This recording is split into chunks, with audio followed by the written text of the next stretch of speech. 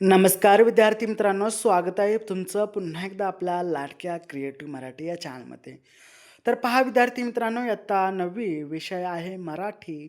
प्रकरण क्रमांक 10 यंत्राने केलं बंड हा स्वाध्याय आपण आज या ठिकाणी पाहणार आहोत. तत्पूर्वी आपण जर आपल्या क्रिएटिव्ह मराठी या लाडक्या यूट्यूब चॅनलवरती जर नवीन आला असाल तर नक्कीच चॅनलला सबस्क्राईब करून बाजूचे बेल आयकॉन देखील ऑलवरती सेट करा, कारण जेव्हा पण मी नवीन व्हिडिओ अपलोड करेल त्याची नोटिफिकेशन सर्वात अगोदर तुम्हाला येईल आणि तो व्हिडिओ तुम्ही सर्वात अगोदर पाहू शकता.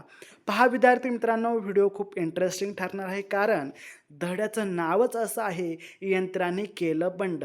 म्हणजे यंत्र आता सद्यस्थिती आपण चालू वर्तमान काळामध्ये जर पाहायला गेलं तर यंत्राने केलं बंड म्हणजे नक्कीच या धड्यामध्ये यंत्राशी संलग्न म्हणजे रिलेटेड काहीतरी याच्यामध्ये गफलत आहे आणि तोच व्हिडिओ आपण अभ्यास या ठिकाणी करणार आहोत.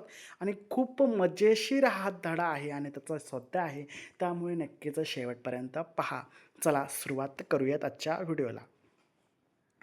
प्रकरण क्रमांक 10 यंत्राने केलं बंड याचा आपण या ठिकाणी स्वाध्याय अभ्यासत करत आहोत. तर पहा विद्यार्थी मित्रांनो, प्रश्न क्रमांक पहिला आहे, फरक सांगायचा आहे.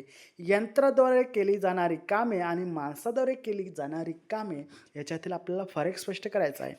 तर मी या ठिकाणी फरक स्पष्ट केलेला आहे, आपण पाहू शकता. पहा, यंत्राद्वारे केली जाणारी कामे आणि माणसाद्वारे केली जाणारी कामे कोणती कोणती आहेत. तर यंत्राद्वारे केली जाणारी कामे ही कामे फारच वेगवान असतात आणि त्याबरोबर माणसाद्वारे केली जाणारी कामे ही त्या मानाने हळूहळू केली जातात. कामे अचूक असतात. ही यंत्राची जी कामे असतात ती अचूक असतात. कामे ही खूप जलद गतीने केली जातात. त्यांना कंटाळा, आळस नसतो, कारण हे यंत्र असतात. त्याचबरोबर आपण जर माणसांद्वारे केली जाणारी कामे जर पाहायला गेले तर कामात चुका राहू शकतात. काम देखील हळूहळू होतं. कामात वारंवार जे काही असतात विचार वारंवार केले जातात. त्याचबरोबर कंटाळा येतो, आपल्याला आळस येतो. ही आहेत आपल्याला माणसाद्वारे केली जाणारी कामे. पहा पुढे. पाठात खालील यंत्रे कोणती कार्य करतात तर ते आपल्याला या ठिकाणी लिहायचं आहे. आता रोबोफोन आहे तो कोणता काम करतो, यंत्रमानव आहे तो कोणतं काम करतो, सयाजी आहे तो कोणतं कार्य करतो. तर पहा, यंत्र. आता रोबोफोनचं कार्य काय आहे आपण या ठिकाणी पाहूयात. रोबोफोनला नुसतं म्हटलं की माता तुमच्याशी बोलायचं आहे की फोन फोनला लाईट जे काय असते ते लाईट लागते आणि 10 सेकंदात बोलणाऱ्याकडून काहीच प्रतिसाद मिळाला नाही तर बजर वाजू लागतो. ऐकणारा तिथं नसेल तर रोबो फोन जो काही निरोप असेल तो ध्वनिमुद्रित करतो आणि ऐकणारा आला की त्याला तो निरोप देत असतो. याला म्हणतं रोबो फोन म्हटलं तर, आणि हे कार्य रोबो फोनचे आहे. आता यंत्रमानव. यंत्रमानव कितीतरी पत्र 12 सेकंदात टाईप करून देतो. त्यानंतर सह्याजी. सह्याजी कुणाच्याही सह्याजींची हुबेहूब नकल करते. त्यानंतर पहा पुढचा प्रश्न क्रमांक 3 आहे. दीपकला पडलेल्या स्वप्नात यंत्राने ताबा घेतल्यावर यंत्राबाबत दीपकने केलेली हकीकते. पहा, यंत्राने ताबा घेतल्यावर ते माणसाला गुलाम करतील. ते म्हणतील तसं निमूटपणे आपल्याला वागावं लागेल, राहावं लागेल. त्यानंतर यंत्र जगावर राज्य करतील असं त्याला स्वप्नामध्ये दिसले. त्यानंतर प्रश्न क्रमांक 4 आहे. खालील शब्दांची विशेष्य शोधा आणि लिहा. तर या ठिकाणी आपण ते देखील लिहिलेले आहे, आपण पाहू शकता. उद्धट म्हणजे उद्गार, स्वयंचलित म्हणजे यंत्र, परिपूर्ण म्हणजे मनोव्यापार आणि हुबेहूब म्हणजे आपण त्याला नक्कल असं म्हणतो. प्रश्न क्रमांक 5 आहे. खालील वाक्यप्रचार व त्यांचे अर्थ यांच्या आपल्याला जोड्या जुळवायच्या आहेत. अतिशय सोपा आहे हा प्रश्न. पहा, आपण या ठिकाणी जोड्या जुळवलेल्या आहेत. हकालपट्टी करणे म्हणजे हाकलून देणे, स्वयंभीत होणे म्हणजे आश्चर्यचकित होणे किंवा चूर होणे म्हणजे मग्न होणे, आणि वटणीवर आणणे म्हणजे योग्य मार्गावरती आणणे. हे त्या प्रश्नाचे उत्तर आहे. त्यानंतर प्रश्न क्रमांक 6 आपण या ठिकाणी पाहत आहोत. तत्पूर्वी अजून देखील तुम्ही व्हिडिओ पाहत आहे आणि चॅनलला सबस्क्राईब केलेलं नाही आहे तर नक्कीच चॅनलला सबस्क्राईब करा असेच महत्त्वाचे व्हिडिओ पाहण्यासाठी.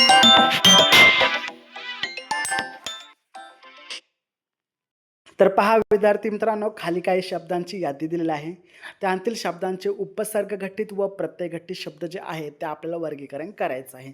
आता या ठिकाणी आपल्याला काही शब्द दिसलेले आहेत, ज्याला अवलक्षण, भांडखोर, दांडगाई, पहारेकरी, पंचनामा, दरमहा, विद्वता, नाराज, प्रतिदिन, दगाबाज, बिनतक्रार, दररोज, गावकी आणि निर्धन असे शब्द आहेत आणि त्याला आपल्याला काय करायचं आहे, ही जी चौकट आहे म्हणजे उपसर्ग घटितची एक आणि प्रत्यय घटित त्याच्यामध्ये आपल्याला टाकायचं आहे. तर अवलक्षण, दरमहा, नाराज, निर्धन, दररोज, बिनतक्रार आणि प्रतिदिन हे उपसर्ग घटित शब्द आहेत. कसं आहेत तर या ठिकाणी लक्षणला अव शब्द लावला आहे, त्यामुळे येथे उपसर्ग शब्द होईल. त्यानंतर महाला दर शब्द लावला आहे आणि त्यामुळे या ठिकाणी उपसर्ग शब्द होईल. राज ना शब्द लावला त्यामुळे नाराज, धनला नि शब्द लावला त्यामुळे निर्धन, रोज दररोज, तक्रारला बेन शब्द लावला आपण बेन तक्रार आणि दिनला प्रत्यय लावलेला आहे म्हणून बेन प्रतिदिन. प्रत्यय घटित म्हणजेच भांड आणि त्याला खोर शब्द लावला आहे, दांड त्याला गाई शब्द, पहारे त्याला करी, पंच त्याला नामा शब्द जोडलेला आहे. अशा प्रकारे प्रत्यय घटित शब्द आणि उपसर्ग घटित शब्द ओळखायचं अतिशय सोपा आहे. IMP प्रश्न आहे, परीक्षेला येऊ शकतो. पहा पुढे.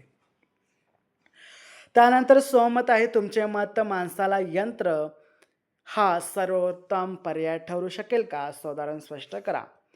तर आमच्या मते माणसाच्या जागी सर्वोत्तम पर्याय यंत्र ठरू शकणार नाही. का? तर यंत्राला भावना नसतात, म्हणून मानवता, देशभक्ती, भाषाभिमान, आईचे वात्सल्य किंवा जिव्हाळा ह्या गोष्टीच दिसणार नाहीत.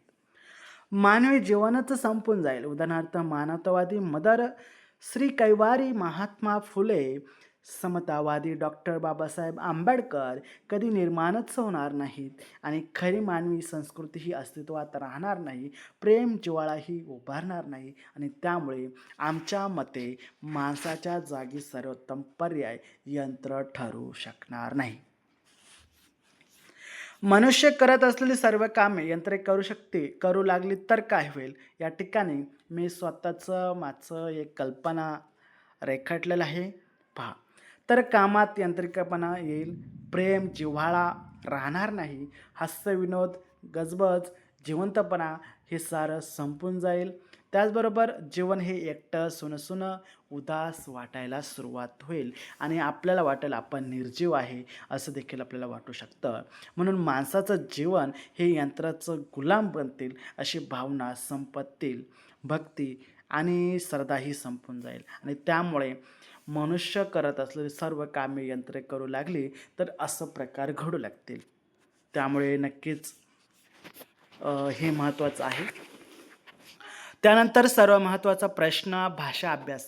खालील दिलेले उदाहरणे वाचायचे आहेत आणि त्यातील आपल्याला भाव समजून रसाचे नाव लिहायचं आहे. अतिशय सोपा प्रश्न आहे, एकदा समजून घ्या. दिवा जळे मम व्यथा घेऊनी, असशील जागा तुही शयनी, पराग मिटल्या अनुरागाने, उसा शांत वेचुनी गुंफुनी. तर हा शृंगार रस आहे, मी या ठिकाणी दिलेला आहे. आम्ही कोण म्हणून काय पुसता, दाताड वेंगाडोनी, फोटो मासिक पुस्तकांत न तुम्ही का आमुचा पाहिला. हे आहे हास्यरस आहे. पहा पुढे. 2 आहे. जोरती हे जीर्ण झोपडे आपुले, दैवाने नाही पडले, तोवरती तू झोप घेत जा बाळा, काळजी पुढे देवाला. करून रस आहे. असावा सुंदर चॉकलेटचा बंगला, चॉकलेटच्या बंगल्याला टॉफीचं दार, पेपरमिंटच्या अंगणात फुलं लाल लाल.